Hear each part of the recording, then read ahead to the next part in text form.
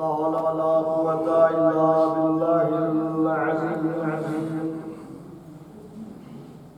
أعوذ بالله من الشيطان اللعين الرجيم. بسم الله الرحمن الرحيم. الحمد لله رب العالمين. الصلاة والسلام والتحية والإكرام على النبي الأمي المكي المدني القرشي الطهي الهاشمي مولانا ومولى الثقلين جد الحسن والحسين أبي القاسم محمد. اللهم صل على محمد وآل محمد. ثم الصلاة على الطيبين الطاهرين المعصومين المظلومين المنتخبين ولعنة الله على أعدائهم أجمعين من الآن إلى قيام يوم الدين. أما بعد، وقد قال الله تعالى في محكم كتابه المجيد وهو أصدق القائلين وقوله الحق. بسم الله الرحمن الرحيم. إنا هديناه السبيل إما شاكرا وإما كفورا. السلام عليكم. اللهم صل على محمد وآل محمد وعجل فرجهم يا الله. پہلی گزارش اللہ سے حج کے یہ مجلس 28 سفر بمناسبت شہادت امام حسن اور شہادت رسول اللہ صلی اللہ علیہ وآلہ وسلم کی انعقاد کی گئی ہے، اور ایک دن کا فاصلہ ہے 28 سفر کے درمیان میں. جیسا کہ ابھی سلیم بھائی نے حضرات کے سامنے اعلان کیا، مجلس اعزا کے سلسلے سے تعاون کا، تو آپ حضرات سے گزارش ہے، یہ اعلان ریاست کی طرف سے ہے جو میں کر رہا ہوں کہ ان کی والدہ معاشرہ کے لیے جو ہے آپ حضرات ایک مرتبہ سورہ حمد اور 3 مرتبہ سورہ اخلاص کی تلاوت ہم آگے بخش دیجیے.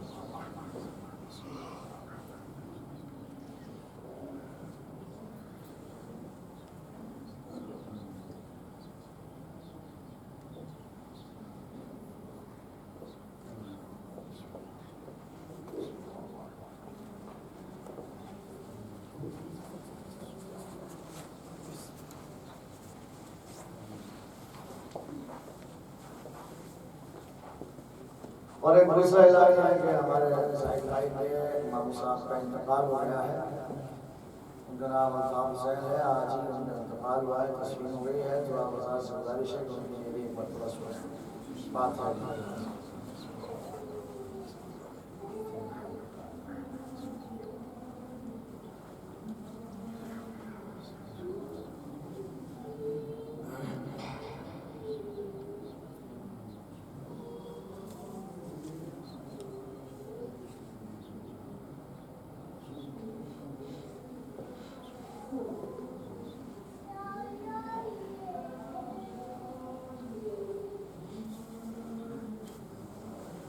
عظمت جلال محمد پر ایک شروال بھیجیے آپ. اللهم صل على محمد وآل محمد وعجل فرجهم يا اس سے قبل کہ میں اپنی گفتگو کا آغاز کروں، وہ حضرات جو باہر تشریف رکھتے ہیں ان سے گزارش ہے کہ وہ فرش عذاب پہ اگر تشریف لے آئیں تو ان کے ثواب میں زیادہ اضافہ ہوگا، اس لیے کہ آپ تمام حضرات جو ہے وہ دور و دراز کا سفر کر کے یہاں پہ آتے ہیں، اور میں یہ مناسب نہیں سمجھتا کہ ایک لمحے کے لیے بھی آپ ثواب سے محروم رہ جائیں. لہٰذا اگر وہ حضرات جو باہر ہیں ان کی ضرورت سے اگر وہ پوری ہو گئی ہیں تو ان سے گزارش ہے کہ وہ برس مجلس میں تشریف لائیں تاکہ ان کے ثواب میں اضافہ ہو. بابا دے بلند سلمان. اللهم صل على محمد وآل محمد وعجل فرجهم يا الله. پروردگار عالم مالک حقیقی اپنے کلام بلیغ میں یہ ارشاد فرماتا ہے کہ اِنَّا هَدَيْنَاهُ السَّبِيلَ اما شاکرا و اما کفورا. ہم نے ہدایت کی سبیل کر دی ہے، اب یہ تمہاری ذمہ داری ہے کہ اما شاکرا و اما کفورا، چاہے تم شکرانے نعمت کرو یا کفرانے نعمت کرو. قانون عقلی بھی ہے اور اللہ کا قانون بھی ہے کہ جب انسان اللہ کی دی ہوئی نعمتوں کا شکریہ ادا کرتا ہے تو پروردگار نعمتوں میں اضافہ کرتا ہے، اللہ نعمتوں کو بڑھاتا ہے. اور جب نعمتوں کی ناشکری کرتا ہے تو جو نعمتیں انسان کے پاس ہوتی ہیں پروردگار عالم ان کو بھی سلب کر لیتا ہے، لے لیتا ہے. بہت سی مثالیں ہیں، میں تفصیل میں جانا نہیں چاہتا، میں کسی تمہید میں جانا چاہتا ہوں کیونکہ مجھے اس بات کا خیال رہتا ہے کہ آپ حضرات کو دراز سے تشریف لائے ہیں. آج جس سلسلے سے مجلس ہے، قرآن کی آیت میں وہی کہتی ہے کہ اللہ نے کیا کہا، ہم نے ہدایت کا انتظام کر دیا، ہم نے ہدایت کی سبیل کر دی، ہم نے ہدایت کی سبیل کر دی. تو اصل چیز ہے کائنات میں انسان کو اپنی زندگی گزارنے کے لیے کسی بھی ہادی کا ہونا جو اس کی ہدایت کرتا رہے. اور اگر انسان کسی ہادی کے ماتحت نہیں ہے تو وہ اپنی زندگی انسان کے طریقے پہ نہیں گزار سکتا، کسی اور طریقے پہ گزار سکتا ہے. توجہ کریے، اس لیے ہادی کا ہونا بہت ضروری ہے. آج جس مناسبت سے مجلس ہے، پروردگار عالم نے ان میں ہادی اول جس کو آخری رسول کہا جاتا ہے، کائنات کا سب سے افضل ترین رسول ختم مرتبت حضرت محمد مصطفیٰ صلی اللہ علیہ وسلم. آپ حضرات آہستہ آہستہ اپنے ساتھ اپنے ذہن کو ہموار کر کے چلیے، انشاءاللہ آپ کو لطف آئے گا. اللہ نے آخری نبی کو اس کائنات میں ہادی بنا کے بھیجا اور 40 برس تک اللہ کے اس رسول نے خاموشانہ ہدایت کی، مگر اپنے فرض کو پورا کرتے رہے، اپنے فرض کو نبھاتے رہے. 40 برس کی عمر میں اللہ کے رسول کو یہ حکم ہوا پروردگار کا کہ اب کھلے ہوئے طریقے سے علن اعلان آپ تبلیغ کی. جب اللہ کے رسول نے کھلے ہوئے انداز میں تبلیغ کی اور اس نعرے کو اپنایا قل لا الہ الا اللہ تفلحوا، کہو اللہ ایک ہے تو فلاح پا جاؤ گے، کامیاب ہو جاؤ گے. تو اب کلمہ پڑھنے والے تو بہت کم تھے مگر مخالف بہت زیادہ ہو گئے. اس کا مطلب یہ ہے کہ ہدایت پر انسان عمور نہیں کرتا، ہادی کی مخالفت ہوتی ہے. وہ سارے معاملات آپ کے سامنے ہیں جو رسول اسلام کے سامنے گزرے ہیں اور جو رسول اسلام کے ساتھ میں ہوئے ہیں کہ کہاں کہاں مخالفت ہوئی ہے، کتنی حیثیتیں برداشت کی ہیں، کتنی تکلیفیں رسول اسلام نے جھیلی ہیں، کتنے مسائل کا سامنا کرنا پڑا ہے رسول اسلام کو، وہ سب آپ کے سامنے ہیں. اور رسول کے جتنے معجزات ہیں وہ بھی آپ کے سامنے ہیں.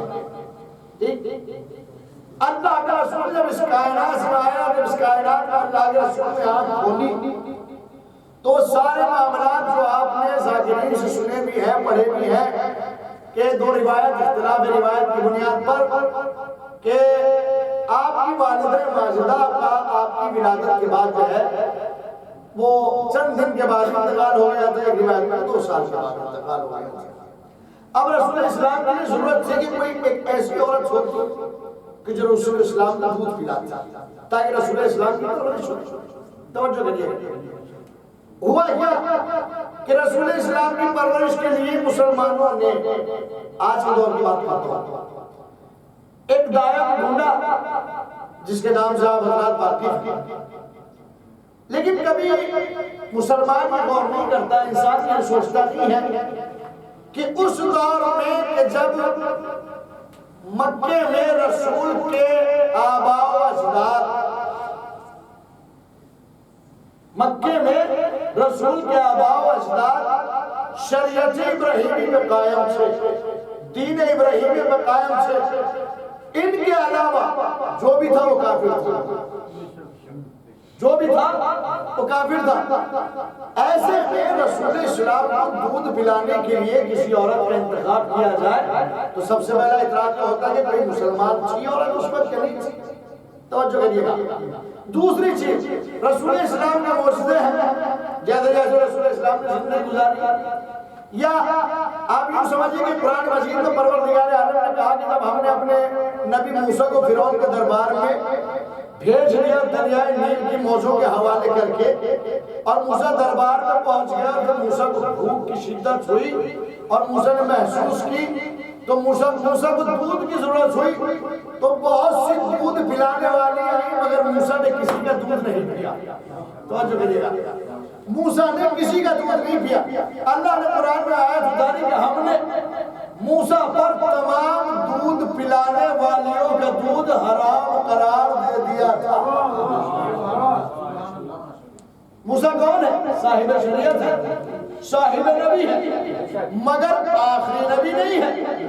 توجہ کرے گا، موسیٰ صاحب شریعت ہے، صاحب کتاب ہے، مگر موسیٰ آخری نبی نہیں ہے، سب سے افضل نبی نہیں ہے، سب سے اعلیٰ نبی نہیں ہے. اس کا مطلب یہ ہے کہ محمد مصطفیٰ کے مقابلے میں موسیٰ کی عظمت کم ہے. توجہ کریے، موسیٰ کی عظمت کم ہے. جو کم عظمت والا نبی ہے اس نبی کے لیے دوسری خواتین کا دودھ تو حرام قرار کر دیا، اور پھر جو سب سے اعلیٰ نبی ہے اس کے لیے کسی مکے کی ایسی خاتون کا دودھ جائز قرار دے دیتا کہ جس کے اسلام کی بھی کوئی سند نہ ہو، جس کے اسلام کی بھی کوئی دلیل نہ ہو، جس کا مسلمان ہونا بھی پکا نہ ہو، اور پھر شان الہی کے خلاف تھی. اس لیے کہ جو نبی، جو پروردگار عالم اپنے نبی کو معجزے دے کے بھیج رہا ہے، جو پتھروں کو اٹھانے تو پتھر بولنے لگے، تو کیا اس کی ماں کا دودھ خشک ہو جائے اور اگر وہ ماں کے پستان کو منہ لگائے تو دودھ نہ اترے؟ یہ ہو ہی نہیں سکتا. اور جب اپنی بات تو یہ وہ رسول ہے جو سب سے اعلیٰ. اس رسول نے جب نعرہ بلند کیا قولوا لا الہ الا اللہ تفلحوا، کہا اللہ ایک ہے تو فتح پا جاؤ. کم نے کلمہ پڑھا، مخالفت زیادہ نے کی، اور اتنی مخالفت کی کہ رسول کو مکہ چھوڑنا پڑا، رسول کو ہجرت کرنی پڑی. اور ہجرت کے بعد وہ سارے واقعات ہیں کہ 11 ہجری میں رسول اس کائنات سے چلے گئے. اس ٹاپک کو آپ یہیں کلوز کر دیں، یہیں بند کر دیں. 11 ہجری میں رسول اس کائنات سے چلے گئے. اپنے پیچھے کس کو چھوڑ کے گئے؟ اپنے اہل بیت. اہل بیت میں کون ہیں؟ علی ہے، فاطمہ ہے، حسنین ہے، ایک بھائی ہے اور ایک بیٹی ہے، یعنی ایک داماد ہے، ایک بیٹی ہے اور 2 نواسے. داماد ایسا چھوڑا کہ کائنات میں اس کی مثال نہیں. توجہ کر رہے ہیں؟ بیٹی ایسی چھوڑی کہ جو پوری کائنات میں تمام عالمین کی خواتین کی سردار. نہ بیٹی کی کوئی مثال ہے کائنات میں، نہ داماد کی کوئی مثال ہے کائنات میں. نواسے کیسے چھوڑے کہ جن کے لیے خود یہ کہہ کے گئے کہ یہ دونوں نواسے جوانان جنت کے سردار. آیت دین نازل ہوئی، سب کچھ ہوا. رسول نے اہل بیت کے دروازے پر جا کے سلام کیا، بی بی فاطمہ زہرا کے دروازے پر سلام کیا. رسول اس کائنات سے جانے لگے، زمانہ سر اٹھانے لگا، اہل بیت کے خلاف ہوتا چلا گیا. اور 35 ہجری میں مولا کائنات کی اس قدر مخالفت ہوئی کہ 35 ہجری سے اور 40 ہجری کا جو دور مولا نے گزارا ہے بڑا عجیب و غریب دور. اور اس دور میں جو مولا کے چاہنے والے تھے، جو مولا کے طرفدار تھے، یا جو مولا کے پیچھے چلنے والے تھے، ہم سب کو یہ نہیں کہہ سکتے وہ شیعہ تھے. اس لیے میرے پاس کتاب موجود ہے، یہاں بھی موجود ہے، میں آپ کو دکھا سکتا ہوں. امام حسین کی شہادت کے وقت تک، یعنی جناب مسلم جب کوفے میں آئے ہیں اس وقت تک تمام اگر شیعہ کہا جا سکتا تھا تو کل 6 گھر شیعوں کے موجود تھے. 6 گھر شیعوں کے موجود تھے. تو علی کے پیچھے چلنے والے کو، ہر پیچھے چلنے والے کو علی کا شیعہ کہا جاتا ہے. 35 ہجری سے لے کے 40 ہجری تک علی نے بڑا عجیب و غریب دور گزارا، اور ایسا دور گزارا کہ ساتھ بھی ہیں علی کے لوگ اور مخالفت بھی کر رہے ہیں. لوگ ساتھ بھی ہیں اور مخالفت بھی کر رہے ہیں. جنگ صفین آپ لے لیجیے،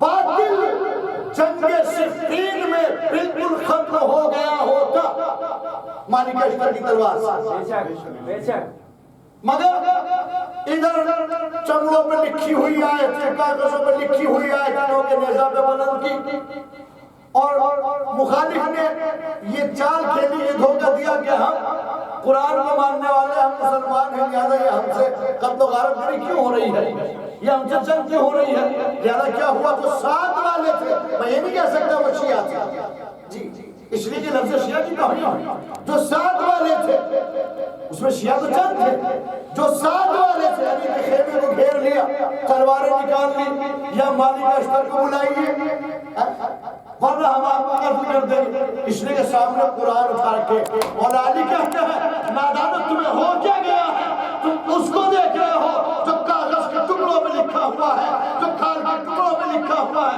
میں قرآن ناطق ہوں، تم مجھے دیکھ رہے ہو، سبحان اللہ، ایک سوال ہے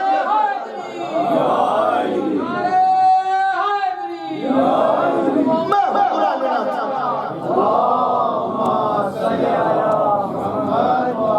اور جہاں بولتا ہوا قرآن ہوتا ہے وہ قرآن صامت کی کوئی حقیقت نہیں ہوتی، علی قرآن ناطق ہے، میں قرآن ناطق۔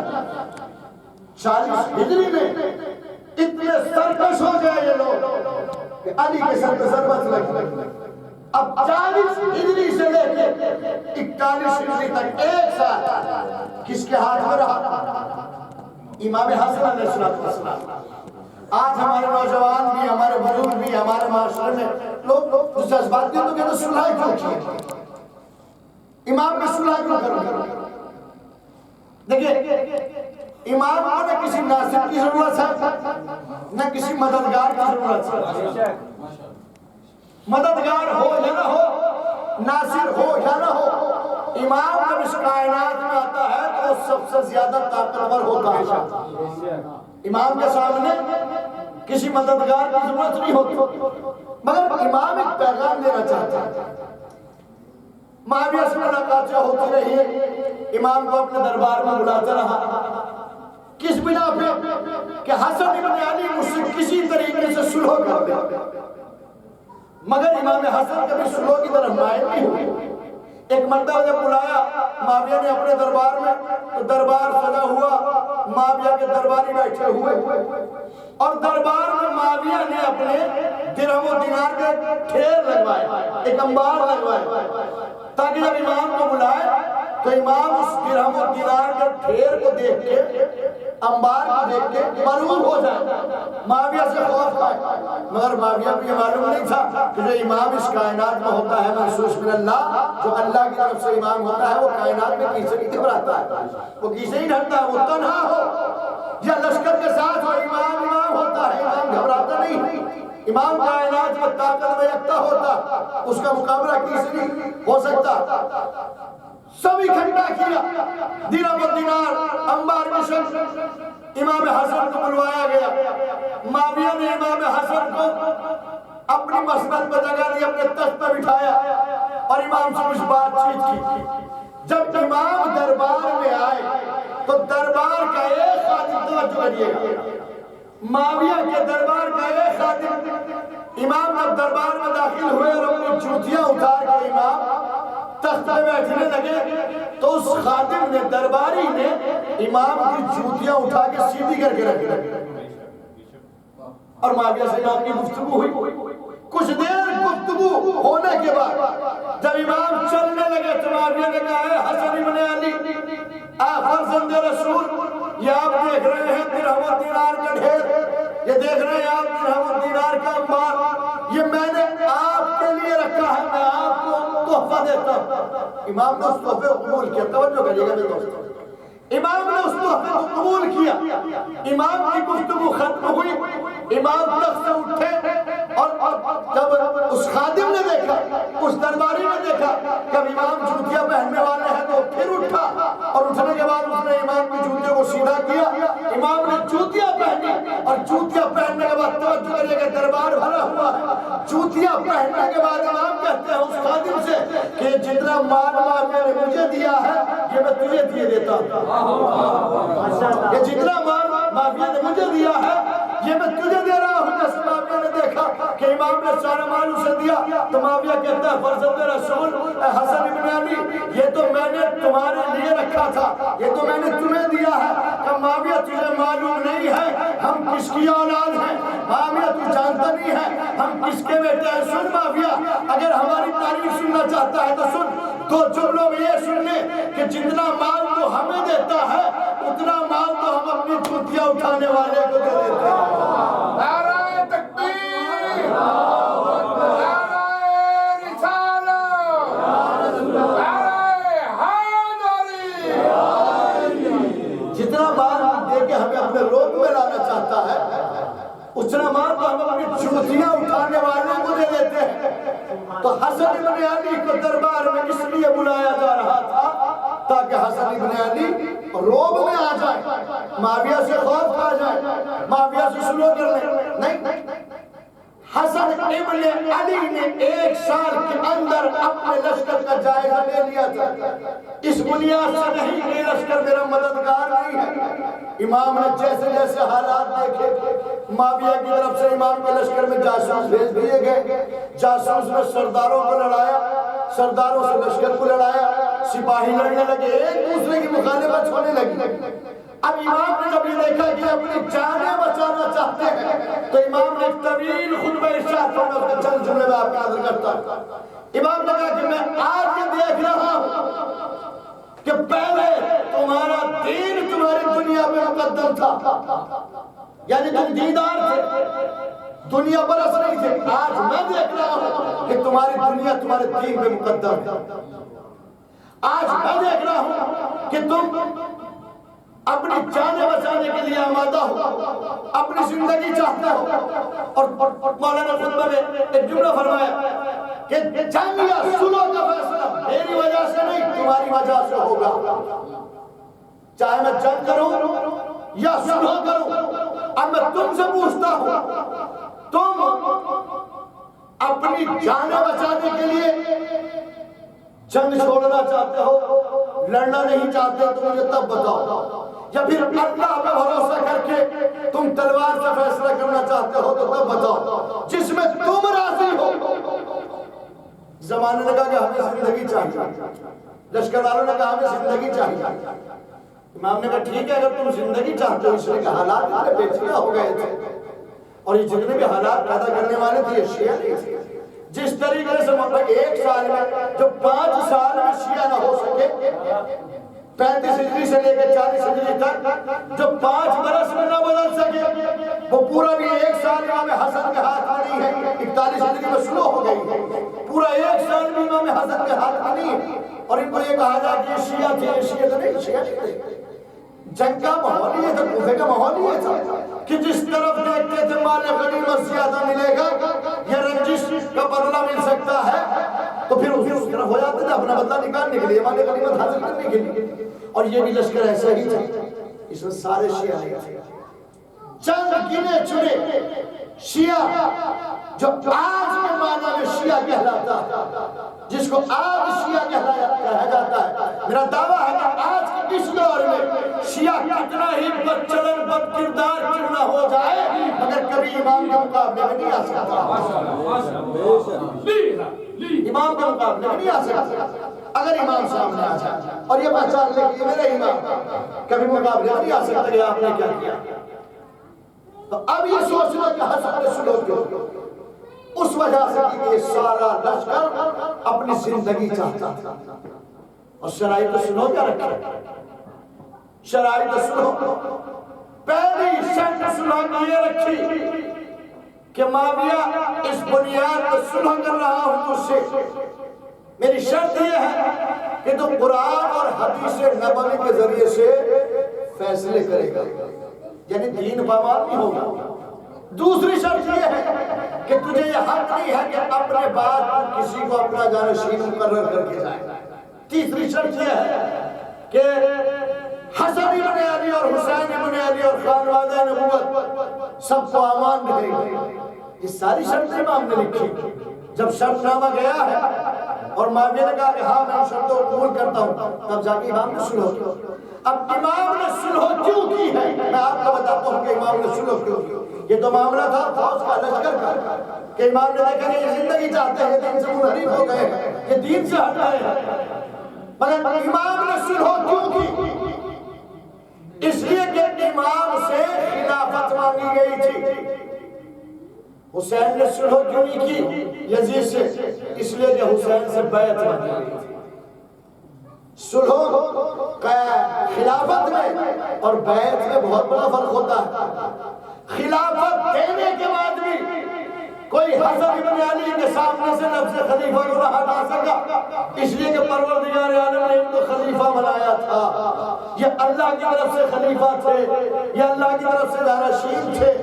خلافت دینے کے بعد بھی تو یہ نہیں کہہ سکا کہ یہ الہی خلیفہ نہیں، یہ حسین اور حسن میں فرق کتنا کہ حسن نے زمانے کو دیکھا، حسن نے سوال کو دیکھا کہ مجھ سے سوال کیا کیا جا رہا ہے، لہذا امام حسن نے سلح کی۔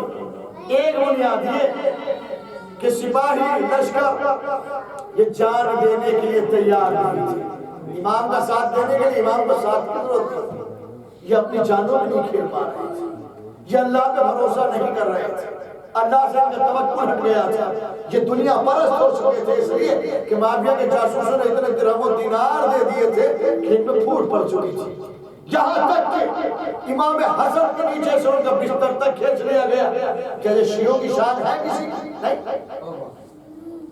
مر جائے گا شیعہ جو شیعہ ہے، اس لیے کہ امام رضا علیہ السلام کے زمانے میں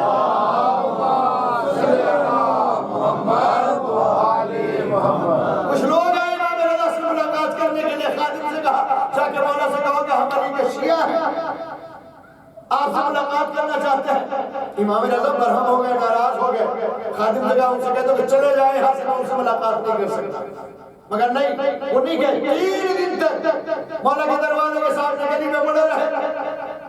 جب خادم نے پھر کہا جا کہ مولا آج 3 دن ہو گئے، وہ 3 دن گزر گئے، وہ یہیں موجود ہے، جاتی نہیں ہے، کہ امام ملک سے نفیس خود اٹھ کے آئے اور پھر لعنت و ملامت کرتے ہو، کہتے تم یہ کہتے ہو کہ ہم علی کے شیعہ ہیں، اگر علی کے شیعہ کو دیکھنا ہے تو سلمان کو دیکھو، قمر کو دیکھو، مقداد کو دیکھو، حسین کو دیکھو، یہ ہے علی کے شیعہ۔ اب ہم یہ کہتے ہیں کہ شیعہ تھے، شیعہ تھے نہیں، شیعہ نہیں تھے، یہ تو مال غنیمت کے لالچ میں اپنے بدلے نکالنے کی وجہ سے جنگوں میں شرکت کیا کرتے تھے، اور ان کی عادت تھی جنگوں میں شرکت کرنا، جنگ لڑنا۔ امام حسن کے سامنے وہ حالات آئے جس کی بنیاد کے ایمان میں سلح ہوتا۔ سلح اس لیے کہ سوال سلح کا تھا، امام سے بیعت کا سوال نہیں کیا گیا تھا، اور امام نے سلح کی اور ساری شرائط اپنی منوائی۔ یہی تو رسول اسلام نے درس دیا تھا صلح حدیبیہ سے کہ یہ دیکھنا ہے کہ اسلام کی بقا کیا ہے۔ آپ کے سامنے تمام واقعات ہیں، ایک نبی کو پروردگار عالم بچا رہا ہے تو ہاتھ جلا کے، اور ایک نبی کو بچا رہا ہے تو آگ میں ڈلوا کے۔ جناب موسیٰ فرعون کے دربار میں امتحان ہو رہا ہے، ایک طرف یاقوت ہے، ایک طرف آگ۔ جناب موسیٰ نے ہاتھ اپنا آگ کی طرف بڑھایا، اس لیے کہ وہاں نبوت کو بچانا مقصود تھا۔ اب آپ اپنے ذہن میں سوچ رہے تھے نبی کا ہاتھ کیسے جل گیا؟ بھئی آگ کا کام تو جلانا ہی ہے کہ نہیں ہے، نہ جلائے یہ کمال ہوتا ہے، مگر اللہ کے نبی نے ہاتھ میں انگارہ اٹھا لیا، ہاتھ جل گیا، اللہ نے اسے ید بیضہ بنا دیا۔ ابراہیم کے دور میں ابراہیم کو تبھی بچایا جا سکتا تھا کہ جب آگ میں ڈال دیے جائیں، اور پھر پروردگار عالم اپنے پاور میں دکھانا چاہتا تھا، اپنی قوت میں دکھانا چاہتا تھا کہ تم ایک نبی کو جلانے کے لیے چاہے کتنی بھی آگ اکٹھی کیوں نہ کر لو، مگر جب ہم بچانا چاہتے ہیں تو ابراہیم جیسے نبی کو آگ سے بچا لیتے ہیں۔ بچایا ہی نہیں بچایا، آگ کو گلزار کیا ہی نہیں کیا۔ تو مقصد دیکھا جاتا ہے، مقصد کس میں بچ رہا ہے۔ اگر مقصد صلحوں میں بچ رہا ہے تو صلح کی جاتا ہے، اگر مقصد جنگ میں بچ رہا ہے تو جنگ میں جنگ کی جاتی ہے۔ رسول خدا تو فرما کے گئے نا کہ حاضان امامان قامہ و قادہ، یہ دونوں امام ہیں، چاہے یہ کھڑے رہیں یا بیٹھ جائیں۔ اس کا مطلب کیا ہے؟ اس کا مطلب یہ ہے چاہے یہ صلح کر لیں چاہے یہ جنگ کر لیں. اب یہ سوال پیدا ہونا کہ انہوں نے صلح کیوں کی؟ امام سے زیادہ مصلحت کو کوئی نہیں سمجھ سکتا. جی ہمارا چھوٹا سا ذہن ہے پریشان ہو جاتا ہے، ایسا کیوں ہو گیا، ایسا کیوں ہو گیا، مولا نے صلح کیوں کر لی، جناب عباس کو جب کربلا کے لیے مانگا تھا تو جنگ کی اجازت کیوں نہیں دی؟ امام سے زیادہ مصلحت میں کون سمجھے؟ کوئی نہیں سمجھ سکتا. تو امام نے صلح کس بنیاد پر؟ طرفدار ناصر مددگار کس بنیاد پر نہیں. امام سے جو چیز مانگی گئی تھی وہ امام کی نظر میں بڑی حقیر تھی. خلافت ان کے در کی عظمت کنیز ہے. خلافت ان کے در کی کنیز ہے. کہا ہمیں خلافت چاہیے. امام حسن اگر خلافت نہ دی ہوتی تو آج یہ بھید کھلتا کہ خلافت کس چیز کو کہا جاتا ہے، بادشاہت کس چیز کو کہا جاتا ہے، شہنشاہیت کس چیز کو کہا جاتا ہے. وہاں خلافت کے روپ میں بادشاہت کی جا رہی تھی. مگر جو الہی خلیفہ ہوتے ہیں، جو اللہ کی طرف سے خلیفہ بنا کے بھیجے جاتے ہیں، وہ بادشاہت نہیں کرتے ہیں. یا پھر یوں ایک فرق سمجھ لیجئے کہ جو دنیا کے بادشاہ ہوتے ہیں تلوار کے زور سے یا پیسے کی وجہ سے لوگوں کے سروں پہ حکومت کرتے ہیں. مگر جو اللہ کی طرف سے خلیفہ بنایا جاتا ہے، نہ وہ تلوار کے زور سے، نہ کوئی لالچ دے کے، اللہ کی طرف سے جو خلیفہ ہوتا ہے وہ عوام کے سروں پہ بھی حکومت کرتا ہے اور دلوں پہ بھی حکومت کرتا ہے. بادشاہوں کی حکومت کبھی حسینیت زندہ باد، حسینیت زندہ باد، جدیدیت مردہ باد، جدیدیت مردہ باد. اور محمد و آل محمد صلوات. اللہم صلی علی محمد و آل محمد. 1400 برس گزر گئے، کتنے بادشاہ گزرے ہیں. آج ہے کسی کی یوم ولادت منائی جا رہی ہو یا یوم مرگ منایا جا رہا ہو. یہی جس کو خلافت دی ہے آج ہے کہ کب پیدا ہوئے تھے، کب مرے ہیں، کوئی منانے والا ہے. مگر یہ فخر ہے اس قوم کے لیے، بے شک، اس لیے کہ ہم جن کی عزا بنانے کے لیے بیٹھے ہیں انہوں نے سروں کے ساتھ ساتھ دلوں پہ حکومت کی ہے. اور دلوں پہ حکومت پہلے کی ہے، سروں پہ حکومت بعد میں کی ہے. اس لیے تو پروردگار عالم نے جناب ابراہیم نے ایک جملہ کہا تھا، پروردگار یہ سر کو جھکانا میرا کام تھا، اس کے دل کو جھکانا تیرا کام ہے. تو پروردگار عالم نے ایسا خلیفہ بنایا ہے کہ یہ دلوں کو جھکاتے ہیں. ایک صلوات بھیجیے محمد اللہم صلی علی محمد و آل محمد. اور جہاں دل جھک جاتا ہے وہاں پھر سر کی قدر نہیں ہوتی. وہاں سر نذرانے میں پیش کر دیے جاتے ہیں، اس لیے کہ دل جھک گیا. حسن ابن علی نے صلح کی حالات کو مد نظر رکھتے ہوئے، مگر صلح کرنے کے باوجود بھی 9 سال تک ظالم حکومت کی یہی کوشش رہی کہ کسی طریقے سے حسن ابن علی کو اس کائنات سے ختم کر دیا جائے. اور پھر ہوا کیا؟ بہت ترکیبیں استعمال کی گئی زہر دینے کی، اور کئی مرتبہ میں نے تاریخ میں پڑھا 5 مرتبہ امام کو زہر دیا گیا. کبھی ایک چوب کے ذریعے سے زہر دیا گیا، کبھی کسی دلالہ کے ذریعے سے زہر دیا گیا، کبھی کسی کے ذریعے سے زہر دیا گیا، کبھی مدائن میں زہر دیا گیا، کبھی بصرہ سے پلٹتے ہوئے امام کو زہر دیا گیا. اور یہ آخری مرتبہ جو امام کو زہر دیا گیا، جس کو زہر حلاحل کہتے ہیں، یہ روم سے منگوایا گیا تھا. جودہ بنت اشج جو امام کی بیوی تھی، اس سے پہلے بھی ایک مرتبہ امام کو خرموں میں زہر دے چکی ہے. مگر امام جب یہ سمجھ گیا کہ اس خرموں میں زہر تھا تو امام نانا کے روزے میں گئے اور وہاں اپنے لیے دعا کی، مولا صحیح ہو گئی. مگر آخری مرتبہ جب یہ زہر دیا گیا تو اس سے پہلے چونکہ مولا جودہ بنت اشج سے بزر ہو چکے تھے، لہٰذا امام نے اس کے ساتھ رہنا چھوڑ دیا تھا. جناب ام فروا کے ساتھ رہتے تھے، کھانا یا امام حسین کے گھر سے منگا کے کھاتے تھے، جناب قاسم کی ماں ام فروا کے ہاتھ کا بنا ہوا کھانا کھاتے تھے. اتنی رعایت. مگر چونکہ جاسوسیت کا دور تھا معاویہ نے مروان حاکم تھا مدینے کا، اسے خط لکھا کہ میں کسی بھی طریقے سے حسن کو اس کائنات میں نہیں چاہتا، لہذا کوئی ایسا راستہ نکال کہ جس کے ذریعے سے حسن اس کائنات سے چلے جائے۔ وہ راستہ نکالا گیا، ایک دلالہ تھی، اس کو تلاش کیا گیا، اس دلالہ کو زہر دے کے جودہ بنت اشعث تک بھیجا گیا یہ کہہ کے کہ اگر تو اس میں کامیاب ہو گئی تو آپ نے کہا ہے کہ ہم تجھے 100 دینار سرخ دیں گے۔ اب یزید سے اعتراض نکل گیا اور 1000 نقد 100 دینار نقد دی گئی وہ۔ اس نے جودہ بنت اشعث سے ملاقات کی، سمجھایا بجھایا، امام اپنے گھر میں موجود نہیں تھے اس وقت، جودہ سے خوب بات کرنے کا موقع مل گیا اور وہ اپنا کام کر کے چل گیا۔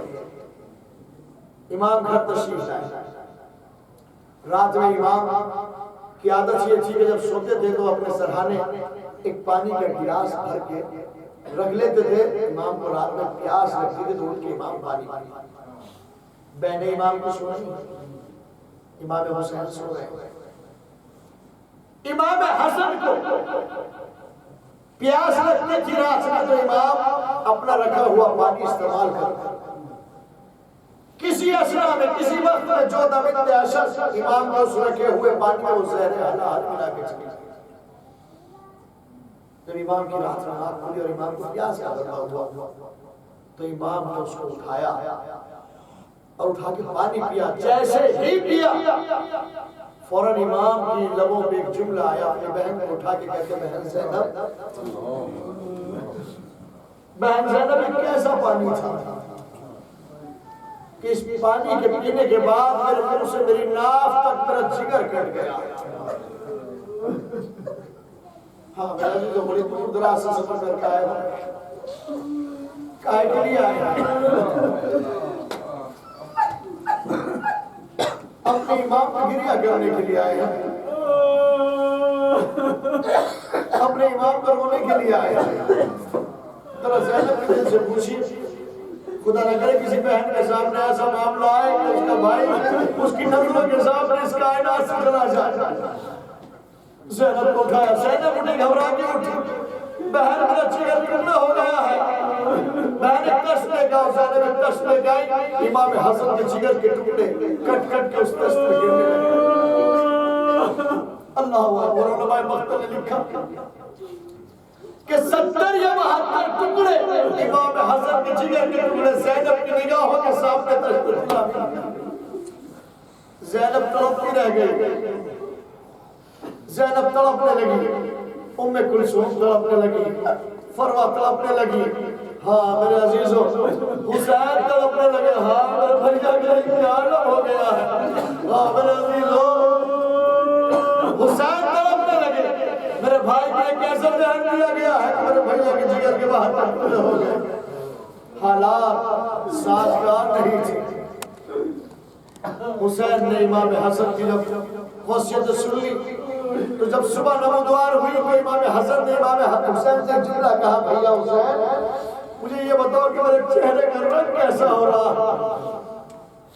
امام حسین کہتے ہیں بھیا حسن آپ کے چہرے کا رنگ زرد ہو گیا، تو امام کے لبوں میں ایک جملہ آیا کہ ہاں حدیث معراج سچ ہو گئی ہے۔ امام حسن امام حسین اپنے بات چیت کر رہے ہیں، امام حسین کہتے ہیں بھیا حدیث معراج کا سچ ہو گئی، کیا مطلب کہنا چاہتے ہو؟ کہ حسین جب لالا معراج پہ گئے تھے نا تو جبرائیل نے 2 قصر دکھائے تھے، ایک قصر جو ہے وہ زمرد کا بنا ہوا تھا، سبز رنگ کا تھا، اور ایک قصر سرخ رنگ کا تھا۔ اور میرے دادا نے جبرائیل سے پوچھا، جبرائیل یہ کس کے قصر ہے؟ کہ یہ حسن حسین کے قصر ہے۔ کہ جبرائیل مجھے یہ اور بتاتے کہ ان کے رنگوں میں فرق کیوں ہے؟